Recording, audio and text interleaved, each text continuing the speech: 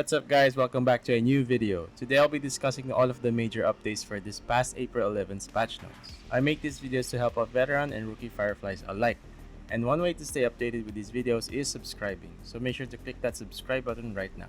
As soon as you log in into your shelter, you would immediately notice something different. Why? My collection! Bro! What happened to my sprays? They looked so good before, and I didn't own those sprays. These are the sprays that I got from, these are weapons I got from enemies. These are collection from the enemies that I defeated in the game. It's weird that they removed that. Yes, all of your weapons in your weapon rack, including the weapons you've collected as trophies, have lost their sprays. But do not worry, they are not completely lost, as all of the sprays you've collected are claimable from the events section. Once claimed, all of your existing spray cans will be returned to you via the mailbox. This is in part of their major update to spray paint customization, and the first bit of information we get is that we now get to use less spray cans to spray paint our weapons. From the original concept of applying spray colors on attachments, they have now changed it into where the sprays are now applied to specific weapon slots as displayed here. To give clarity of what is being explained, for this example, we have an MP5's magazine spray painted with the ERDL Desert Spray. When we choose to modify our weapon and change the magazine attachment, the new attachment replacement will have the same spray color. The same customization will apply to any interchangeable attachment of that specific weapon slot. Previously, when you had to spray color one attachment and replace it with a different attachment, the spray would disappear. This update now fixes that issue and lessens the waste of your spray cans, and helps you retain the same level of customization for the weapon you are currently working on. The next update for sprays is that you can now quick purchase spray colors that you do not currently have, and the game will automatically search for the sprays that you wanted in both the black market and the Radimon store at the lowest price. As you can see from this example, my current weapon does not have this windproof camo rainforest spray, and with quick purchase the game automatically suggests that this spray I want is available in the black market at the cost of 3 Radiumons. From here, you can easily purchase the spray and have it applied on your weapon. They have now also updated both screens for the Spray Can Factory and the Radiumon store, giving a preview of all available sprays on all weapons. For golden sprays, which are considered as draws, these spray colors are limited to a certain weapon only. Let's say for example, you wanted a Divine Justice spray for your weapon 1, but the weapon spray is only limited to weapon 2. You now have the option to lock in your weapon spray draw for weapon 1 and proceed to do 2 draws, where the first will be determined by chance if the spray you get is for weapon 1 or for weapon 2, and your next draw will be a guaranteed spray for weapon 1. This part is kinda tricky and also a part of their gacha system, as I never encourage my viewers to participate in these, but if you really must insist, please participate in these draws with caution. And lastly, they have now added a spray can cabinet added to your storage tabs. You should see it after the Premium Alpha storage tab.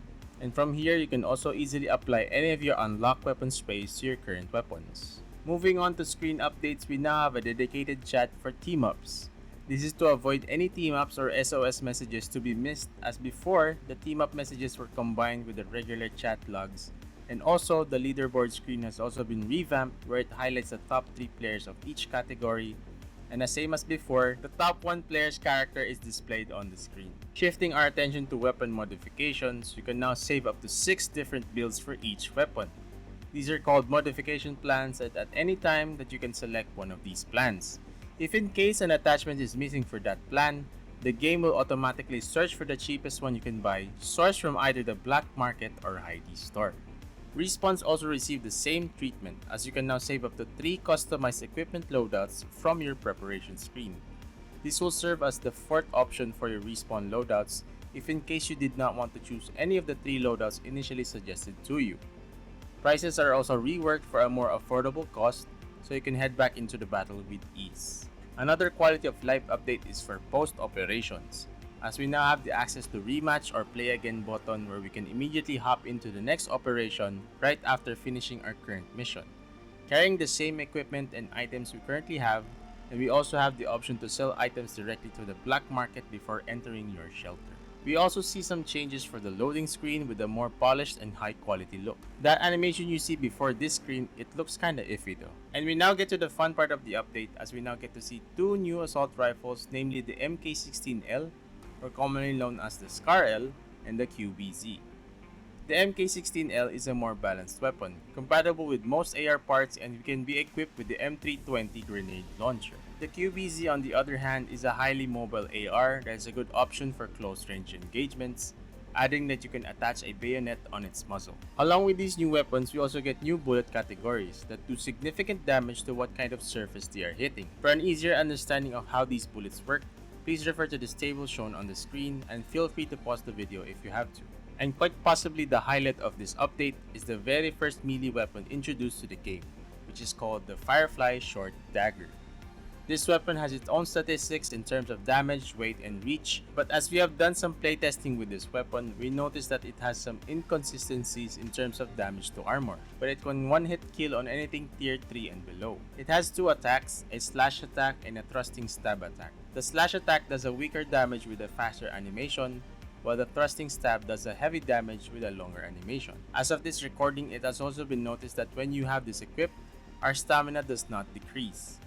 We are unsure if this is intentional, but we can assume that it may be a bug that will be patched out in the upcoming updates. As for now, you can equip the short dagger on your preparation screen and this weapon does not drop upon death. We now proceed with the newest tactical features introduced to the game. We begin with the new tactical glasses module called the OCM003, or better known as the Optical Camouflage. With this module, you can become partially invisible for 20 seconds and has a default cooldown of 160 seconds. Currently, this module does not have any enhancement chips but will be introduced in later updates. Once camouflaged, your character will be undetectable by enemy AI, armband detection, and thermal optics. Basic movement, inspections, reloading, and healing works during the camouflage, but immediately breaks once an attack is performed. Additionally, 4 new tactical devices have been added. First, we have the Detection Drone Caller. This consumable device calls in a drone that scans a fixed area and marks any enemies that enter the said radius. The drone lasts for 300 seconds or until an enemy destroys it. Next up is a portable version of the same concept. We have the Detection Ball. This device can be thrown like any normal grenade, and similarly with the Detection Drone, the Detection Ball scans a fixed area depending on where it landed and can be destroyed by either gunfire or EMP. It is worth noting that the scanning mechanic for both of these devices can be avoided by hiding behind obstacles. Next up, we have the EMP emitter. When activated, this device nullifies any electronic devices such as the sound indicator, the minimap, and your tactical glasses. Additionally, the EMP grenade is also introduced where it serves the same function as the EMP emitter, but in the form of a throwable grenade. It's also worth noting that EMP pulses can destroy enemy trip mines when activated. We finally get inspection animations for the Mosin Nagant, the P90, and the SKS. From here, there are other notable weapon updates just like the Vector and the RP16 getting a buff in terms of armor damage, some weapon parts like the BGV Vertical Grip and the Polo Vertical Grip getting a boosted hit rate when using the Advanced Aim Assist feature, and some nerfs for the L-Series armors and the 7N30 bullets.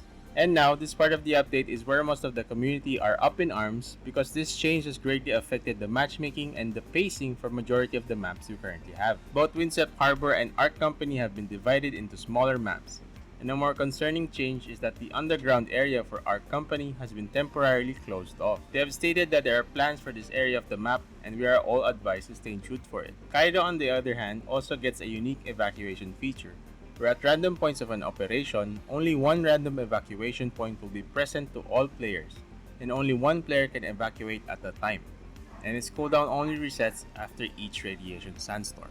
Going back to the segmentation of maps, this initially was done to create a faster gameplay loop for all the players, but from our gameplay last week, we already saw some issues in terms of scarcity in loot, longer queue times, and even though you can see the rest of the map, you cannot cross over into the locations that you did not choose to spawn into. As concerning as this may seem, it's also stated that the traveling to each smaller map will be available in future updates. If I can give my opinion on this, these map changes are things that no one really asked for. As cliche as it may sound, I always say this, we'll just have to wait and see what they have in store for us in future updates. It's not like we have any other choice anyway. As I have skimmed through most of the other updates in terms of economy, they just basically buffed all of the loot drops for all sources, especially locked boxes. But if you want to read the specifics, I'll show them right here and you can pause the video if you want to. Going along the last few bits of the update, are task adjustments to cater the restricted areas specifically to Windswept and Ark Company. And last but not the least, we finally get Yukirin in the game as a task assignment NPC. Yukirin means rejoice. And that's the video. Let me know what you think, or if I missed anything important from the patch notes, or if you have any questions, feel free to comment down below. If you found this helpful, be sure to drop a like and subscribe if you're new. Thanks again for watching the video, and see you guys in the next one.